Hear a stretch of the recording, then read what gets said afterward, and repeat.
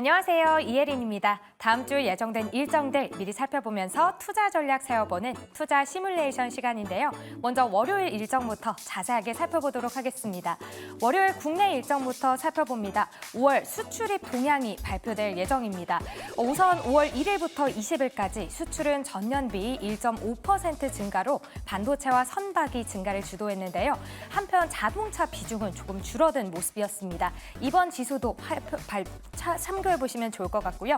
또 IPO 일정도 두 가지가 준비되어 있습니다. 먼저 요즘 시장에서 뜨거운 에너지 ESS 관련주 그리드 위즈입니다. 공모가는 희망 공모가 상단인 4만 원이고요. 상장 주관사는 삼성증권으로 6월 14일 코스닥 시장에 상장될 예정입니다. 이어서 우수발사체 스타트업 이노스페이스의 공모 청약도 기다리고 있는데요. 공모 밴드는 36,400원에서 43,300원으로 주관사는 미래에셋 증권이 맡고 있는데요. 상반기 상장 절차에 돌입할 예정입니다. 또 YG의 엔터 일정까지 있으니까요. 참고해 보시고요. 해외 일정 살펴보겠습니다. 미국의 2024 바이오 인터내셔널 컨벤션이 개최가 됩니다. 샌디에고에서 6일까지 열리는데요. 세계 최대 규모의 기술 이전과 협업 기회의 장입니다. 국내에서는 유한양행, 종근당, 보령 등 주요 제약사가 참관할 예정이니까요. 참고해 보시고요. 또 미국과 중국의 제조업 경기 지표가 발표됩니다. 먼저 미국에서는 ISM이 발표하는 제조업 PMI가 발표되는데요. 우선 지난 4월 지표는 49.4를 기록하면서 지난 2022년 말 이후 처음으로 위축세로 돌아섰는데요. 증권가에서는 5월 지수 반등을 예상하고 있습니다. 중국도 5월 차이신 제조업 PMI가 발표됩니다. 지난 4월은 전월보다 0.3포인트 오르면서 6개월째 경기 확장을 유지했는데요. 이번 달 지표도 확인해 보시죠. 화요일 일정도 살펴보도록 하겠습니다. 먼저 국내 일정부터 살펴보시죠. 5월 CPI가 발표될 예정인데요. 일단 2월과 3월 3%를 유지하다가 지난 4월 2%로 내려오면서 인플레이션 방향성을 확인하는 중인데요. 이번 주 발표도 주목해 보시고요. 또 한국과 아프리카의 정상회의가 있습니다. 윤 대통령이 이틀간 아프리카 25개국 정상과 정상회담을 갖는데요. 아프리카는 전 세계 광물 자원의 30%가 묻혀 있는 곳이죠. 그래서 자원 교역과 함께 자원 투자가 의제로 오를 전망입니다. 또 미국의 4월 구인 및 이직 보고서도 발표가 됩니다. 지난 3월 구인 건수는 848만 건으로 2월보다 감소한 수치였는데요. 미국의 구인 건수는 작년 말부터 1,000만 건을 밑돌고 있는 상황입니다. 이번 지수도 주목해 보시고요. 또 아시아 최대 PC 전시회죠. 컴퓨텍스 2024가 개최됩니다. 젠슨왕 엔비디아 CEO를 비롯해서 인텔, AMD 등 반도체 기업 리더들이 대만에 집결을 하는데요. 엔비디아가 개발 중인 맞춤형 실리콘에 대한 이야기가 나올 가능성이 있다고 하고요. SK하이닉스도 이번에 처음으로 참가를 한다고 합니다. 이어서 수요일 일정으로 넘어가 보도록 하겠습니다. 먼저 국내 일정인데요. 1분기 GDP 확정치가 발표될 예정이고요. 인텔의 AI 서밋이 서울에서 진행이 됩니다.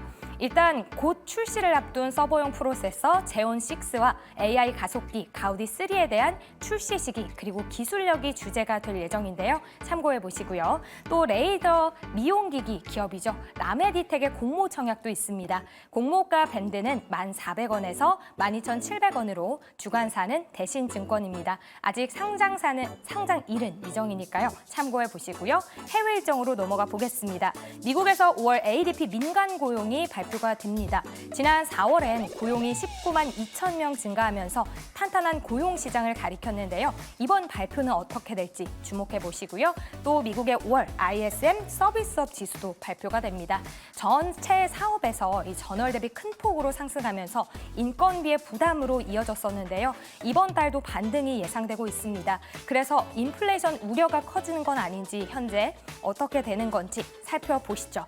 이어서 미국의 오토테크 디트로이드도 개최될 예정이니까요. 참고해 보시기 바랍니다. 목요일 일정으로 넘어가 볼게요.